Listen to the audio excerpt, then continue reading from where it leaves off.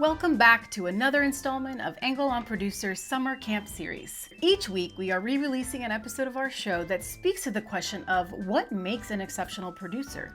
Tune in each week to unlock a new producing skill from one of your camp counselors so you can continue to build out your producer toolkit. Ready to get started? Running a set can feel a lot like pitching a tent. It may look simple, but if you don't have all of your pieces just in the right place, your whole structure can crumble. You've got to take your time and make sure to understand each step, staking down each tent pole along the way. And that's where today's guest is going to shed some light. Your counselor this week is Merri Howard, a unit production manager who has patiently built a career throughout the years of learning and working up the ranks of physical production. Over 3 decades, she's gone from production assistant to assistant director to now being the UPM for shows like Grey's Anatomy, Scandal, Little Fires Everywhere, The Morning Show, The Residents, and more. Yeah, she's a legend. Despite having a high-pressure job, or maybe because of it, she has mastered a calming, centered energy that she brings to every project. You'll hear it in this interview, which we're unlocking from the AOP vault, by the way. She's just so inspiring and so cool and really shares the invaluable insight onto how to build great collaborations over a lifelong career. If, like many of us, you're in the middle of pitching your career tent, unsure of what your next step should be, well, look no further than Merri Howard to ease your mind and recenter your focus. So, sit back, relax, and please enjoy Merri Howard. So I was telling you a little bit off mic. One of the reasons I decided to embark on this journey is as a fairly young producer, but somebody who has done some things, accomplished some stuff in my short, what feels long career.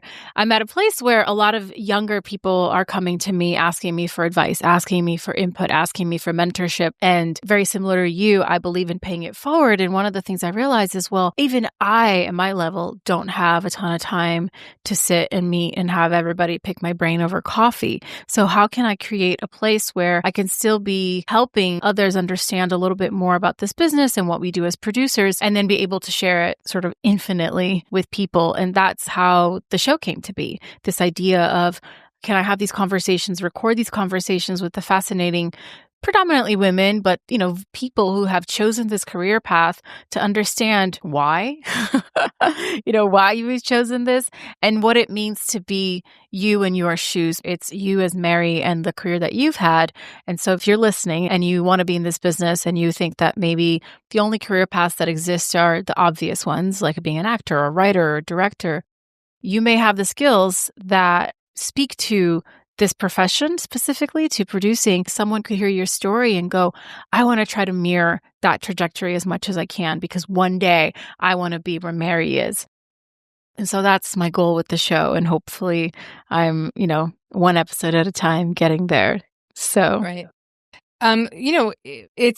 I've been doing this now for about 30 years, actually line producing. This was not my path when I started out. When I was actually in high school and in college, I wanted to actually go into become a dental hygienist or become a dentist. Why? That was so specific. It was one of these, my best friend's father was a dentist, and we used to go to all the dental conventions with him.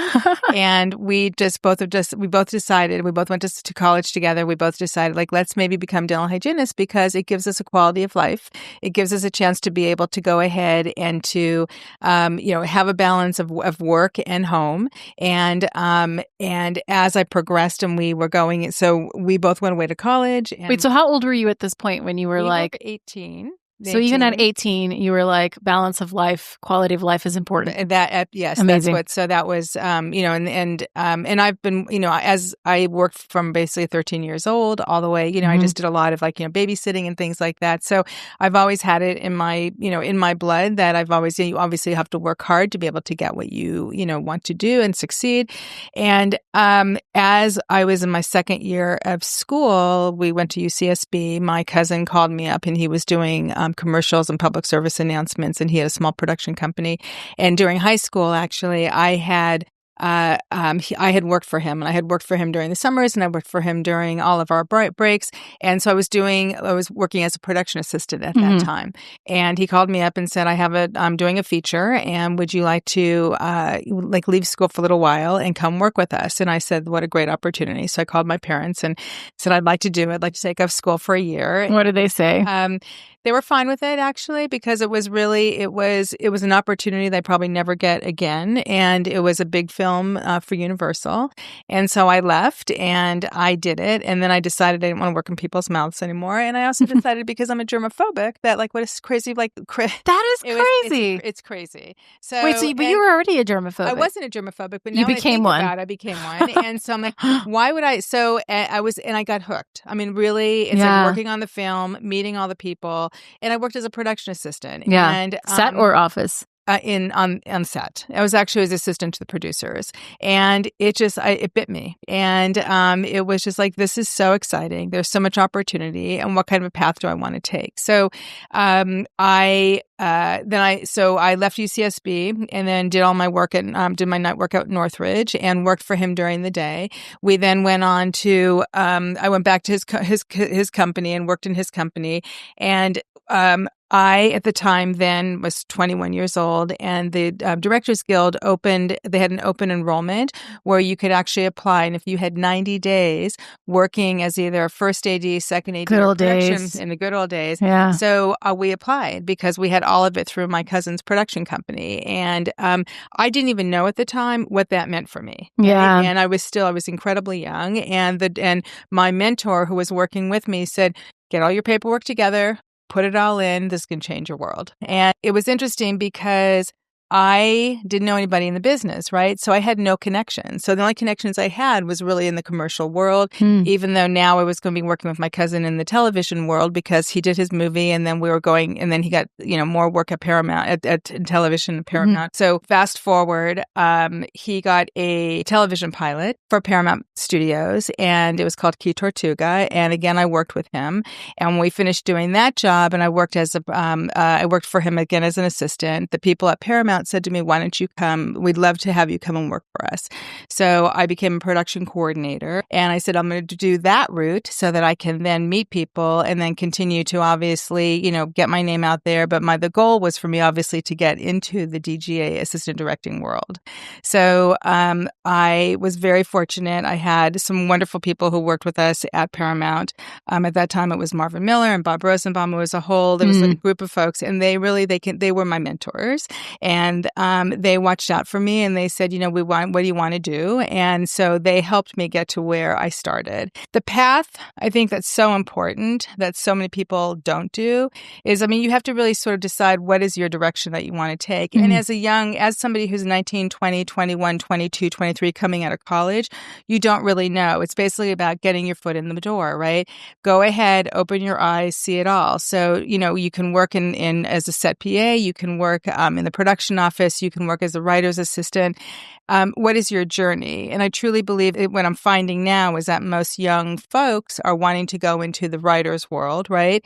And so, but what is that journey that's going to take them there? And you find that most of them are working as office PAs, but they don't really want to go into production. For me, I love production. I think it's where, after we get the script, it's where everything happens, right? It's like we take their vision and we put it together. Is that what you love about it? I love it. I love it. I just, it's like there's so many different pieces that go into that. So fast forward, so as a production coordinator, I had an opportunity to go over to an interview at Happy Days and to work a second AD position became available. And I went over and I met the first AD and got hired as a second AD on Happy Days. And really that was my career path, just took me from a second AD on to other shows. I stayed at Paramount for a number of years. And I then got on to MacGyver as a second AD. They moved me up as a first AD. And then from there, moved into the Star Trek world, was a first AD in Star Trek. And at that time it was the Next Generation. My boss got ill and I took over as a production manager. So my career path, so for me, it was just, obviously the second AD, first AD, production manager. And how many years would that from that the happy days to you getting the UPM title did it take you?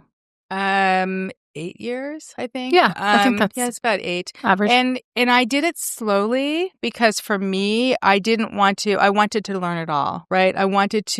For me, I didn't want to jump in and only know how to do half the job.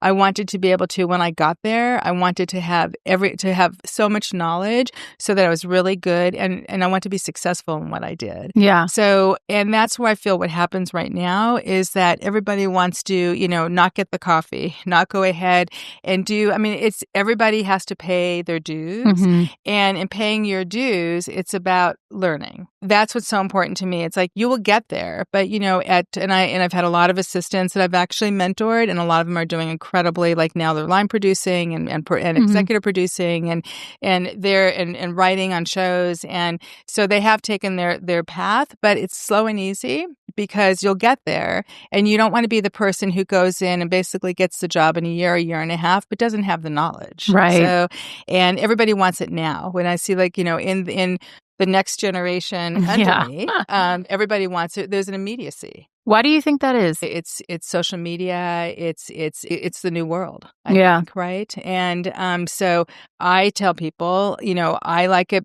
I will take my old school values and bring those into the world of today, right? Mm-hmm. But just everybody needs to slow down And again, I'm just going to say it also, it's really important for people to, so the different paths, if you're talking about how to get to producing. Mm-hmm.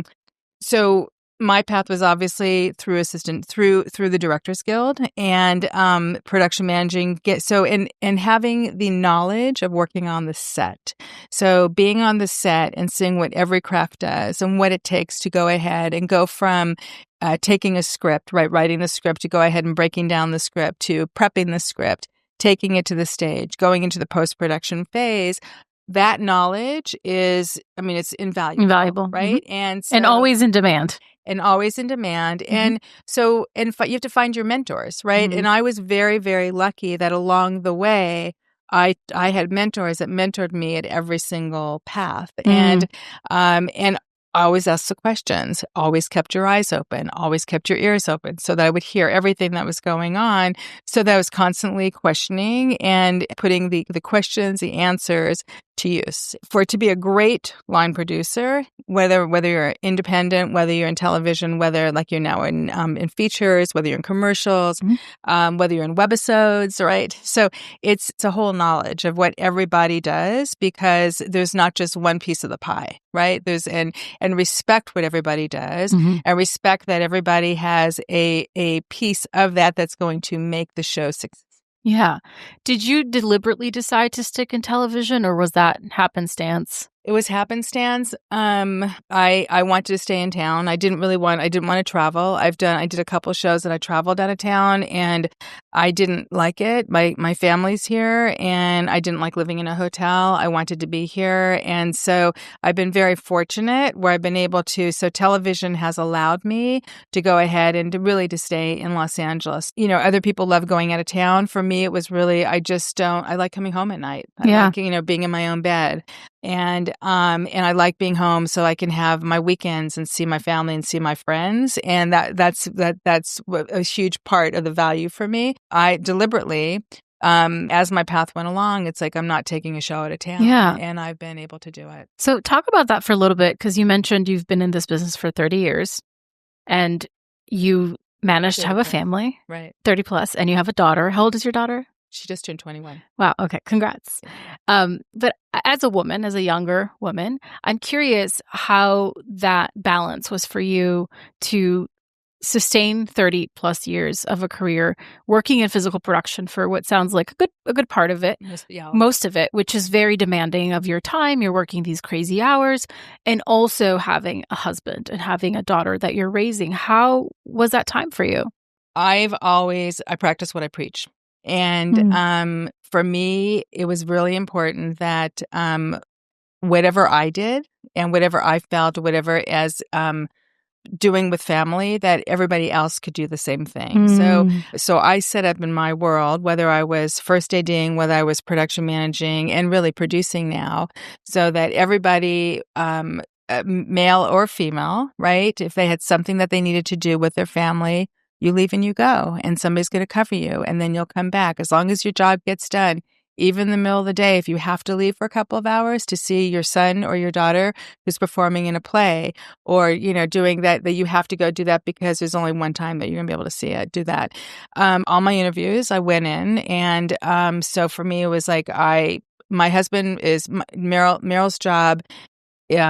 Was very demanding himself, in the earlier years, so that we had a really good balance of the fact that during the week he did his thing, I did my thing. On the weekends, we ran our errands whenever we did, and then we always had dinner, so we always made sure dinner Saturday night was a date night, and then family night was always Sunday night. As we brought our daughter into the world, and as work continued to happen, so that I set it up with my bosses that, I have to have the balance of being able to go home to put her to bed. Doesn't have to be every single night, but it has to be enough nights where she knows, or I have to bring her to school in the morning, or if there's something that's happening at school that we're going to have to we'll be there. And in the world of technology and having a cell phone, and at that time was having a pager or whatever, there's always accessibility, so that there's always a way to get a hold of me. It's like I'm never the person who is too far. And so that's how I set it up. So when I was pregnant, I worked for people who understood what it meant to have a family, and understood what it meant to have a quality of life and to have the balance of life. And I taught others as we were going along who didn't know how to do it, what that meant, and the importance of what that is. And so again, all the way through, I just practice it to this day, where so when I was working on whatever shows I'm working on, and obviously as an assistant, I was already a production manager and a producer by the time that Sarah was born.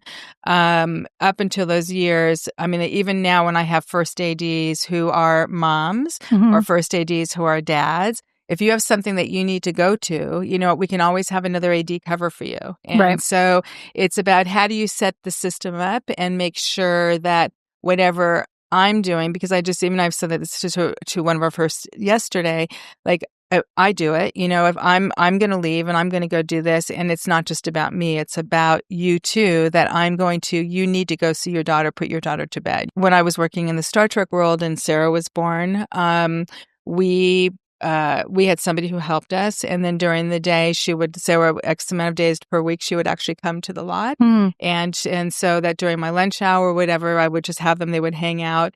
They would go home, and a lot of times, there's probably 2 or 3 days a week where I would actually come home. I would feed her, I'd put her to bed, and then I'd go back to work. So, and then my weekends were my weekends with her, and then because Merrill worked at home, except for having to go into the studio a couple of days a week, again, we shared the responsibility. And I don't ever think today that my daughter ever felt that I wasn't there for her. Yeah. Well, it's interesting that you were able to set those boundaries for yourself, at a time when we weren't as accessible, which I think set the template for you to be able to sustain that into now technology and being, your phone you're expected to be available 24/7, which I think for my generation, there is this constant anxiety, right? Of like, if I'm getting the email and I'm not responding and I'm not accessible and I'm not this, then does that make the other person perceive that I don't take my work as seriously? And everybody I speak to, no matter what path or what discipline they're in, talks about this phenomenon of being sort of exhausted by the wheel of it, but not being able to impose the boundaries for themselves with whoever is above them and is expecting answers from them. And how that is what feels like in this day and age, the hardest part of the journey is that as producers, we're constantly... It's 24/7. And even if it's not on your phone, it's in your brain, which is the hardest part. It's so hard to shut that down especially when you are in production, or there's so much you're constantly thinking about. So I'm curious, you seem like a very well-adjusted lady who's very you have a very calm demeanor about you. So I'm curious how you've navigated having that much pressure on yourself and anxiety and expectations, because here you are 30 plus years into your career and you're thriving, right? From my perspective, of course. And you seem to just have a very calm way of navigating through this stuff. So I guess the question is, what's your secret? Stay calm. Yeah. Be flexible.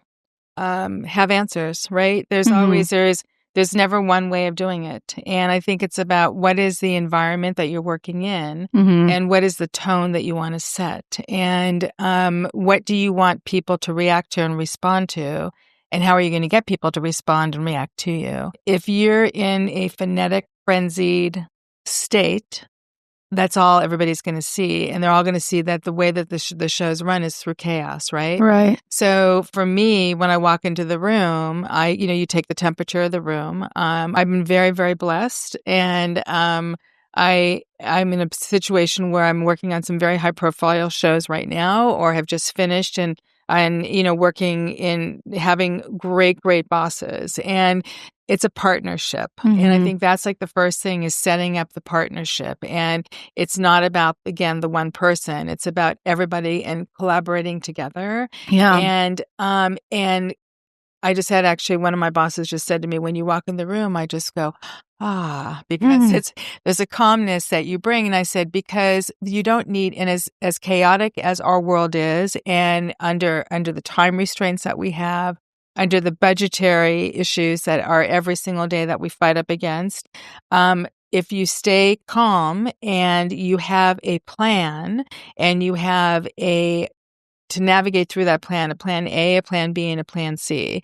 And what's going to work for the job, what's going to work for the people that you're working for, Mm. and how am I going to drive that forward to make sure. So I have to stay calm and it's inside of me. So nobody will ever see the churning that's really happening because a lot of that churning does happen all the time. Yes. But if it's a smile on your face as much as Yeah. you can possibly do and just keep on breathing through it and just it's when you talk about it's in your head all the time and you're constantly thinking. So I think because of my job as an assistant director and then my job as a production manager. And this job, I think so much of it is about coordination. Mhm. I don't wait till the last minute. I like everything is scheduled. Everything is anticipated. Everything is thought out ahead of time so that I'm not working in chaos. And Right. so that's what I think the most important thing is for anybody who's coming into the job and to be a really good producer is don't work in chaos and work things through because it is a process, right? Yeah. It's a process of, this is okay. So what are the priorities that we need to deal with right Right. now? What are, so those are at the top of the list and what do you need to do at the bottom list? And I make lists all the time, constantly updating my list because I have to touch and feel it. And my process, because it's the way that I have to be able to, if I write it, then it's going to stick in my brain, right? And if I rewrite it or if I cross it off or it goes to the next day so that there's a constant, and I update my list every single day. Yeah. And I have to say I have wonderful people who work with me who like really they keep me sane and they also keep me like so that I don't forget things. Yeah. And what happens is, as you know, as a producer too, you have 17 people coming to you at the same time. And they all think what they're asking is the most important thing. The most important because all they see is their department Correct. versus the whole big picture. And that's the other thing. As a good producer, you're the one who's obviously seeing the entire picture, right? Everybody has their little pieces of the puzzle that need to go into the whole piece. Yeah. And so let's prioritize. Let's see what needs to happen right now, and just making sure all that happens. Yeah. And sitting being a team leader, right? So you're so the different paths that you're taking, no matter what it is, whether you're a PA, whether you've gone through like the assistant director's training program, it's all about your demeanor. And it's all about, what I am going to say is that work really hard, and stay focused and, don't get on your computer if there's nothing to do. There's always something to do. And like when my daughter used to say, I'm so bored, I'm like, you're never going to be bored because there's always something to do. Yeah. At the same time, take 5 minutes for yourself every hour to walk away from it so that you can clear your head. Yeah. Right? Is that what you do? Do you take 5 minutes? I find that it's hard for me. Sometimes I'll actually say I need 5 minutes to close my door, and I'll go ahead and I'll close my door, and I'll just to be able to take all my pieces of paper that are on my desk and to be able to organize things. The structure for me is it's about organization. You mentioned the churning in your stomach and everything that's happening internally. how do you then in your personal life decompress from all of that so that it doesn't live with you? Because I have met a lot of people who hold on to that, whatever that thing is, and they become very bitter, very resentful. They can be successful, but a lot of times they're coming from a place of just, you feel that energy, and it's not pleasant, but sometimes they've been in it for so long, or they have the relationships, or they've, been with the show for forever. And it's a shame, it's a shame, because I wonder if where along the path that kind of cynicism started for them. And if it is a lot of it, you're just not being able to decompress. Because like you were mentioning, everybody's coming to you all the time with their problems, with their things. So there's so much dumping that happens on the producer. And then you go home, and then how do you just release all of that? I love acupuncture. I'm the same. I love acupuncture. Having yoga, meditation. Yeah, so 6:45 tomorrow morning, having an acupuncture Oh, amazing. treatment. I do love massage.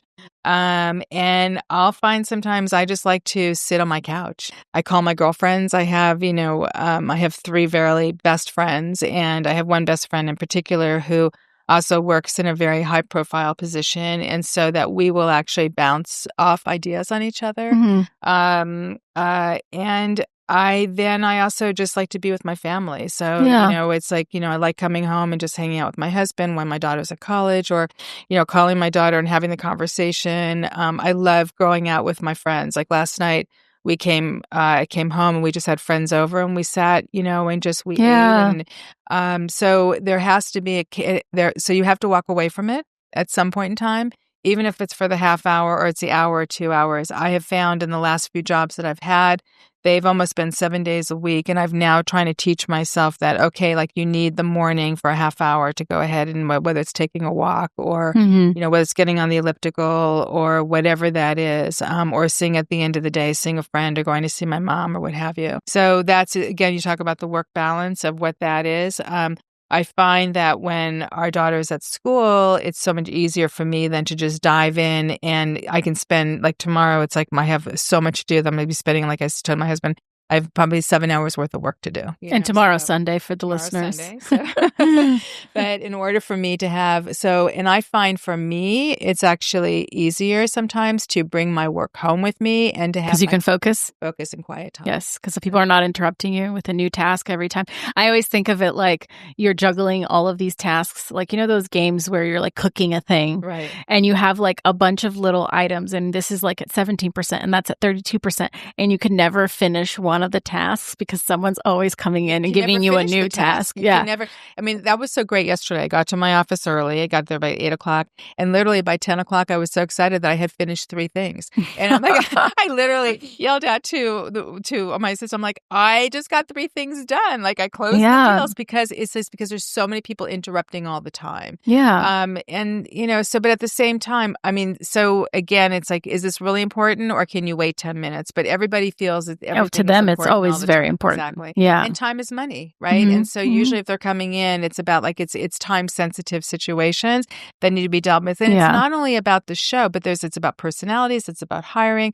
When you're a producer, especially as a line producer, you're managing so many different pieces. So you're managing prep, you're managing production, you're managing post-production, you're managing publicity, marketing, choosing, an actor going ahead and getting a wig made or what have you. So there's so many different pieces of the puzzle. It's not for the faint of heart. It's not, so again, it's about, the person who's going into this job, you have to be dedicated, you have to be organized, and you have to be able to communicate well. And what I'm now learning too, which is so interesting, is that our world is so busy with so much content that there's so many people who are coming in, unfortunately, who are not as qualified as one would want them to be and have enough. So when you're appreciated so much more, I think when you do go ahead and you have that information and you have the knowledge and you can teach others, right? Yeah. So, well, that's the whole thing. I think the hard skills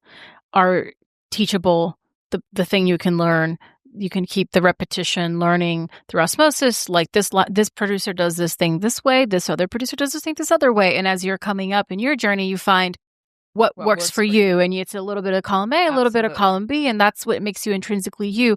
But the thing that you can't teach someone is how to read a room, is how to be tactful, is how to understand the psychology of being a leader, right? And speaking to all different people, different kinds of people, and knowing that, well, this tactic will work with my production designer, but I can't speak to my gaffer in the same way because he just needs me. He needs me to be more direct, right? Whereas this is a conversation, this is direct. So in that thinking, I always say that PAs and anybody who works at quote unquote the bottom of the department, they are an extension of the producer. They are an extension of whoever is at the top. Being the person who goes and gets the coffee is a very important job. Absolutely. Because making that person that you're bringing that coffee to happy because you got the right coffee, that's huge. Right. And then one day it won't be coffee. It'll be a prep schedule. You know, it'll be the same kind of but you understand intention. What it is, right? The intention. The intention, exactly. And I think people get caught up in the ego of like, well, I'm just doing this. It's like, sure, but right now. And right now you're doing this and it's going to be a really important job. It's an important job. Especially like if that's your first job.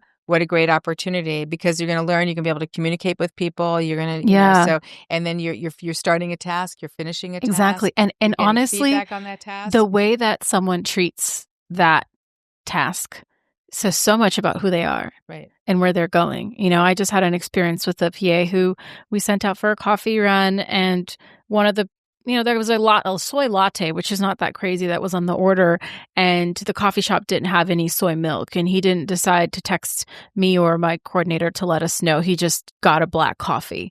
And now everybody got the coffee they wanted except for this one person, who happened to be my DP. And you're just like, well, you could have just, you could have just had that foresight to think, what if this was me? What would I want to receive? And again, a minuscule thing, is that going to blow someone's day? Hopefully not. It can be rectified. We go get another coffee, but the way in which you handle these situations speaks volumes into how you handle yourself and how you are probably going to handle the next rung of the ladder as you climb up and as you continue to learn. Right. I always say that I'm teaching the master class or I'm taking the master class. I started taking Psychology 101 and then I went to, they went to 201 and then 301 and then I got into the master class and then I'm now doing my PhD. Yeah. And truly, every day, I feel like I've learned something new. And I just finished a show called Little Fires Everywhere. Yes, I'm very excited. I'm very excited about it. Yes. And I had the most amazing producers that I was working with, and we had an amazing team.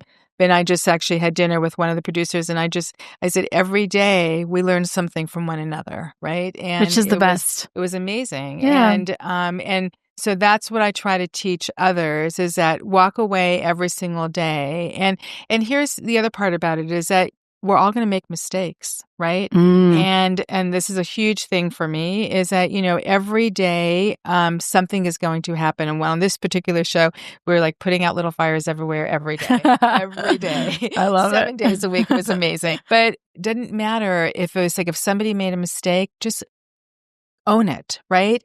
It's okay, because, by the way, I've made many mistakes along the way, and I will continue to make mistakes. And at the end of the day, what did I learn, right?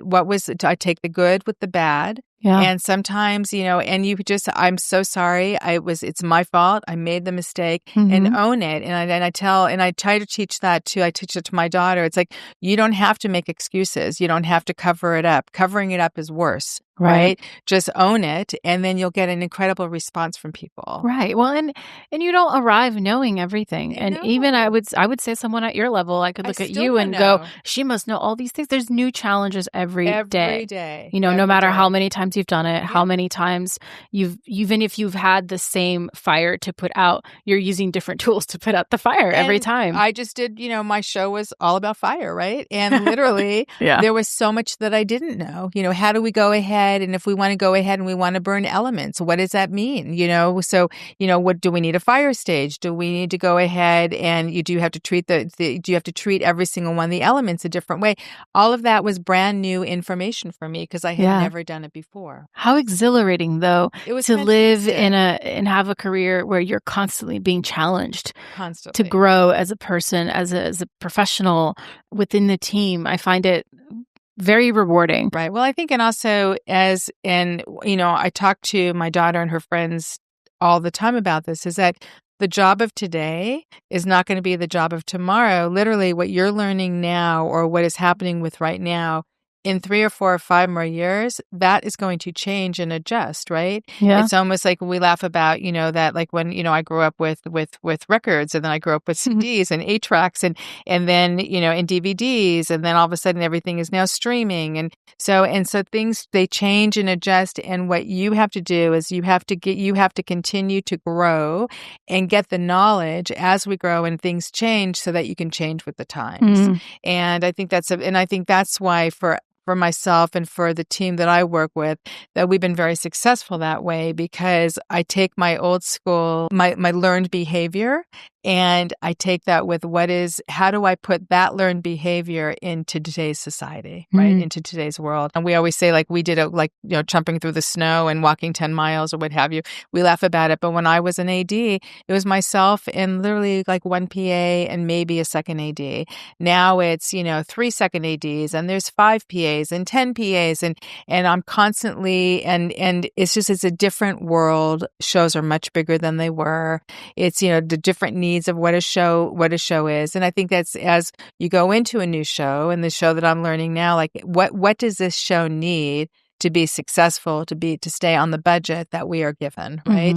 The show that I just finished, we thought it was what we needed certain things, and then it turned out to be, as we went along, realized that, that needed to change and adjust in order to give us the opportunities of what was needed on the show. Yeah. We have a huge financial responsibility. It's also managing not only the crew that you're working with, but it's managing the studio, it's managing the network. It's a lot of managing, a lot of people. Managing and how do you go ahead and give your creative producers who you're working with, what they need, and at the same time also giving the studio what they need. And so how do you do that? A lot of conversations. Yeah. So it's about, well, I think for us, it's about, here's your options, right? Here's option A, here's option B, here's option C. If you have this, it's going to be this. If you need this, it's going to be that. And what the financial impacts are both, right? What it's going to just, and then we make choices, right? And actually somebody just said to me, which is brilliant, I'm going to use it. So I have a friend of mine who uses poker chips now, and she used it in the past, where she took poker chips and she had the $500, $1,000 stack, the 500, the 100, the 50s, the 10s, and she put all the stacks out. And when they were talking about what was the priorities with the scenes within the show, or the priorities of the show, those went to the $1,000 stacks, and this is $1,000 scene, and then you had your dollar scene, and it was for that person, it was great because it was such a visual, and it helped them understand what it would be to go ahead and to do that. So I love that. It was great. So I think that's part of it is just sitting down and having the conversation. And on the last show that I just finished, we had conversations every day, 7 days a week. So to figure out what is the best for this particular show, this particular scene, the ins and outs of it. Yeah. How would you define a producer? It depends on what type of a producer, right? Well, let's say define all of them, and then define how you define yourself as a producer.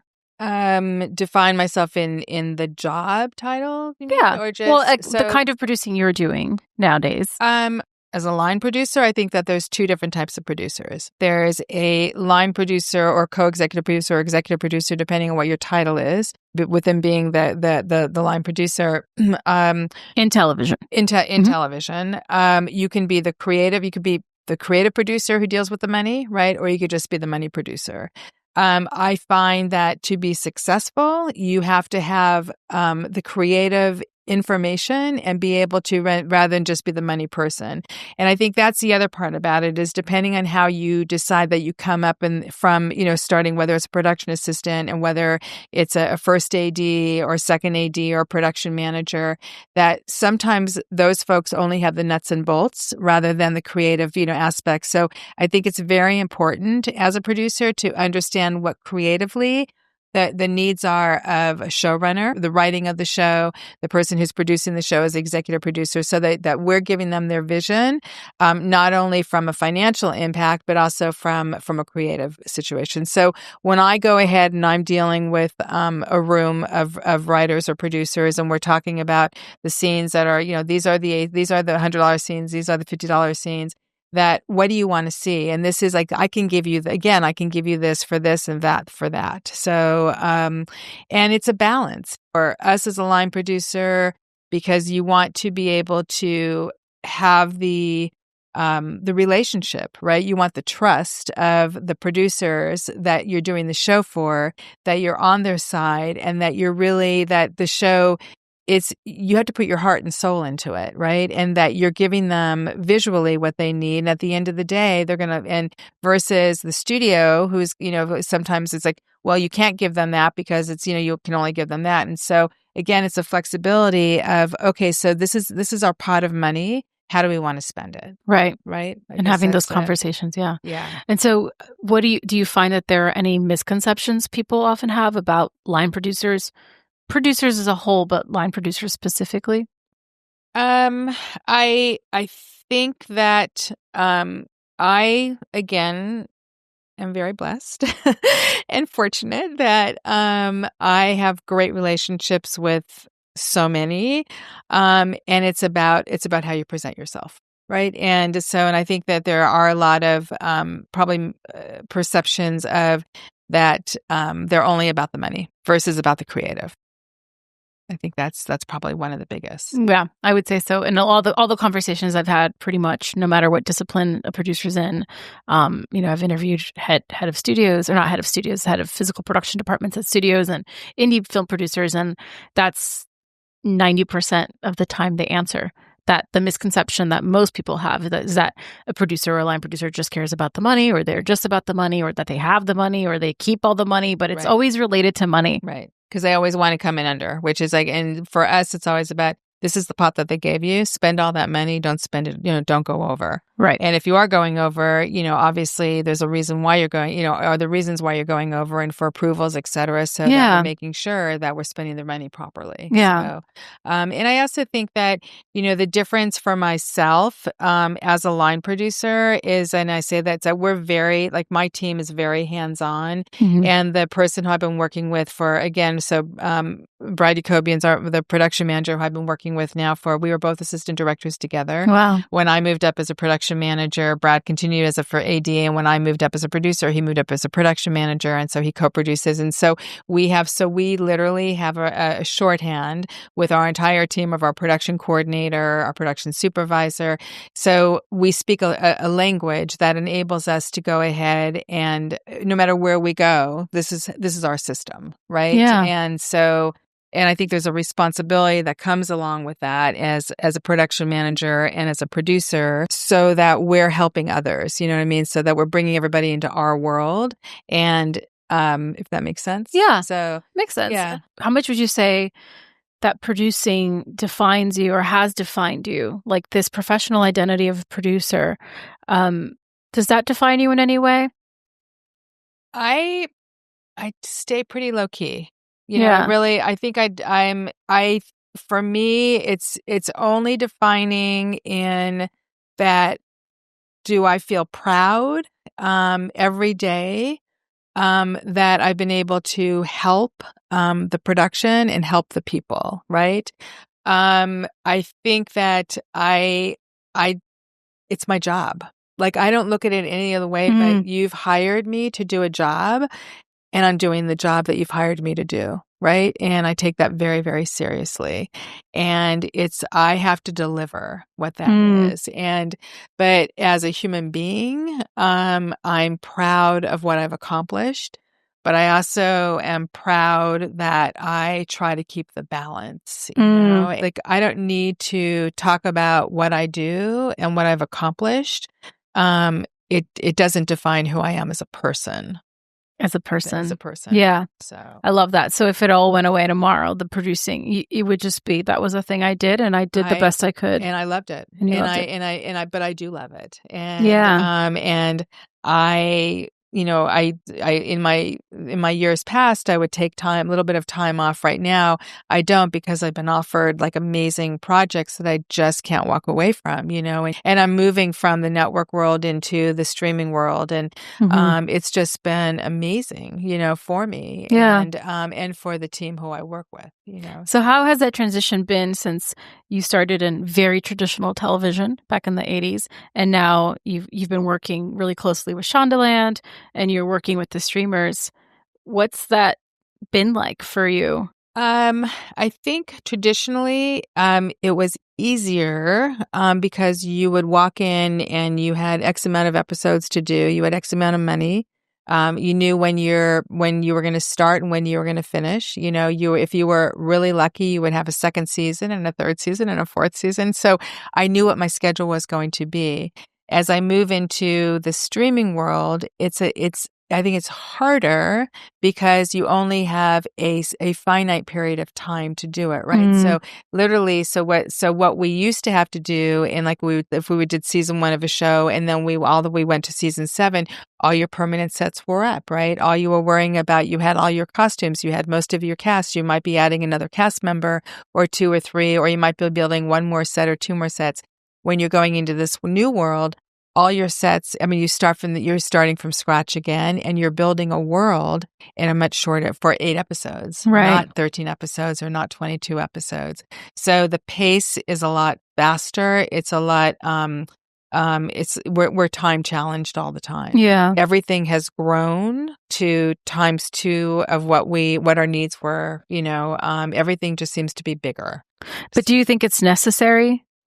I don't think it's necessary if you're having good storytelling, right? Because at the end of the day, it's about for me, like, I love the storytelling part of it, and I love the character development part of it. So I think but again, it depends on what kind of a show it is. And, do you want it to be just a character development show that just delivers some wonderful storytelling? Do you want it to be a show that has lots of special effects? Do you want it? So it depends. What is the world in which you're creating? So yeah, well, and it's exciting that there are so many paths and so many options and so many different ways to express yourself creatively now. And I think it's an exhilarating time to be a content creator or storyteller. But like you said, it's so much, and I think we're all scrambling to figure out how to pivot and transition. So I wonder if this pendulum is swinging a little bit far, and then eventually we're going to come back and find it, I personally think it needs to go back a little bit. Yeah, because it's too much. It's too much. It's too much. It's like that decision paralysis of watching all the new shows you could watch, and then the person just watches like reruns of The Office because they just can't. But it's also hard for, especially as, everybody's coming into this. It's like, there's so many, again, opportunities, and I just don't know where to go. I don't know how to do it. I don't know how to transition. I don't know what I really want to do. Do I want to do this or do I want to do that? We're talking about producing, or you're talking about, do you want to be a content producer of doing webisodes? Do you want to be an indie producer? Do you want to be a television producer? Do you want to go into features? Do you want to go into commercials? Do you want to go? It's like your head spins. And it spins. And the thing is, once you hit your niche, that's where you usually end up staying. And I think that's why for me, like, my world was television, and I know so many people in the television world. And so I had made my niche, and that's where I knew everybody knew who I was, or who I am. So, but yet this new world, it's like, again, I'm going out for people. I'm working with people who I'd never worked with before. Yeah. So, but the gentleman who hired me, I worked with 30 years ago. Amazing. He was a production executive at Paramount. Well, and it's another example of how small this business is, and back to the sort of PA story of tact and integrity, and how you're going to be the person, how you're going to show up in doing a task. Every chance you get to interact with someone, make it the best version of yourself that you can be in that moment in time, because we're all human. We're not perfect, right? Well, and also, how do you present, right? When you come to work every single day, how do you present? And when you're given the task, first of all, listening and hearing. So, right. And I think that's so much of the tough thing, is that so many people don't listen today. Yeah. That listen to what is being asked of you and finish that task. I tell my daughter all the time, don't give just one option, but give 2 options. Again, you want to shine, right? But you don't have to go ahead. You don't have to go ahead and just do the job and people will recognize that, but do it well. And then also let people know what you want to do. Like what do you want to do when you grow up, basically. Yeah. And, or what is the path that you're trying to take? And I just had a woman come to me and said, I've only met you now 3 different times. We've had 3 different interviews. And she said, and every time I've met you, I love your energy. And she said, and I would love for you to mentor me to go ahead and, as I'm trying to move up to become a production manager, so that I would love you guys to teach me, and I said, I would love to do that. So when come in, listen to conversations, ask me questions, and also listen, again, open up your eyes and open up your ears and listen to everything that's happening. And then you'll create your own world. Right. So, because I think the most important thing is that everybody's so caught up in their own stuff today and everybody's so busy that it's hard to be mentored. And, but you got to take the good with the bad. Yeah. So you should have a lot of different mentors. And the other thing is follow through. So I'm going to say too, so there's so many people who don't follow through. There's so many people who, if you go for an interview or, you meet somebody, you know what? Write them an email, send them a handwritten card. In about a month, write an email back. Right. A couple months later, we've mentored a lot of people that way. Like, what is your journey? So that especially for folks who are interns, who are coming in or just out of college and interning or just getting their first job, always circle back because you never, ever know. Yeah. So, and I have people doing that, whether it's like 3 months or 6 months. And I have to say, when I was in the Star Trek world and I had a lot of people who worked for me as PAs, or like all of them now, they're showrunners. They're doing amazing, line producing, doing amazing work, and writers, and it does circle back. So I have a young man who was a PA underneath me. He had just come from New Jersey, and I hired him, and now he's literally show running 2 shows. And I just say I love it. Like when he emails me or he DMs me, and I'm like I call it I cavell, so because it's just it warms my heart to see where he started and where he is today. Yeah. And along the way, it's like, again, just, it's all about attitude. It's all about perception. It's all about, drive and ambition. And if you want to get there, you can get there. It's just a matter of like, don't go too fast. Yeah. Right? And you're not going to go from going out of college to 1 year later thinking that you're a great producer. Right. And if you do, then you should revisit. You should revisit it. Your perspectives. Yeah.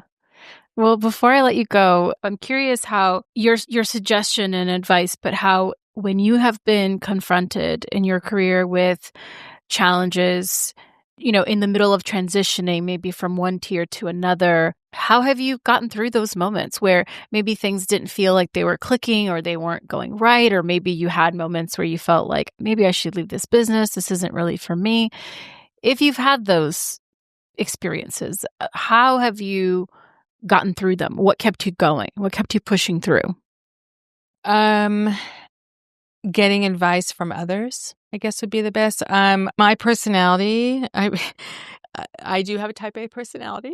As most producers do. And I'm very driven, and I do a lot of talking to myself too. You know what I mean? But I will go in and I will ask the advice of others who I respect, because it's never, I'm just going to say it's never again about me. You know what I mean? It's about what's best in this particular case, you're talking about me, but I've always sort of questioned myself, I guess, does time feel right to do it? And if I don't do it now, will I have another opportunity, right? Or do I feel like I want to wait a little while so that I can gain more experience? And I've done that when I was moving from a second AD to a first AD. People wanted me to move up, and I'm like, you know what? I just want to wait another year because I want to gain more experience. I was thrown into the production manager position because my boss got sick, and then all of a sudden they asked me to production manage and produce production manager and first AD at the same time. Wow! And I said that's never going to happen. That's physically impossible. And I said I was dancing in the fire. I had never been a production manager, and so I had to self-teach myself, right? Mm-hmm. And that's the other part I would say is try to get as much exposure to others to see how you would do your job. So I think it's all about find your mentors. If you feel that you're not in the place where you want to be, or you feel like, for me, does this feel right? Does this feel wrong? I always it just happened for me. I have to just say, it's like I never looked back, and I never doubted, I guess is the question. You never doubted the journey. Because my journey's not over. Yeah. Right? And my journey continued. But you were never like the coordinator who was stuck just coordinating, and you were like, I'm ready to go to the next thing. And it wasn't aligning for you. No, you just made the best of it. I made the best of it. And I think, and then things happened, right? I found mentors who gave me opportunities. And, or again, keeping all my contacts, and using those contacts and staying in contact with people and letting them know what I wanted. That got me to the next place. I'm very lucky, and I went through all these years. I mean, when I started in this business, there wasn't a lot of women doing our job. I was the youngest person at the time that got into the Directors Guild at 21 years old. That's incredible. Which was incredible, right? And there was very few women assistant directors, and there was very few women production managers. And there was really like a few women producers. I mean, up until really you think about the last 5-8 years or what have you, I mean, there wasn't a lot of people doing my job. Yeah. So I grew up in that world. And so again, it was, how do you navigate yourself in that world? So, and now it's, how do you navigate yourself just in general, and get people to back up and support what you do, right? Yeah. And take you to the next place. I mean, I'm the first person to say, if you have a great opportunity, I don't want you to stay here. I have a young man who I just worked with, who was an amazing first AD and just finished the job. And he said to me, he said, well, I'm thinking if I don't get a job as a first AD, maybe I'll go back to second ADing. And I'm like, you are too good. Do not, just hold out, because truly you'll get that job if you need me to help you make the calls, or there's something that you're looking towards, but don't go back, maybe, because that's where you get stuck. Yeah. So that's really good advice. This question comes more from a place of, as somebody who has freelanced most of my career, and I'm still finding those partners and finding that tribe of people that I can kind of grow with.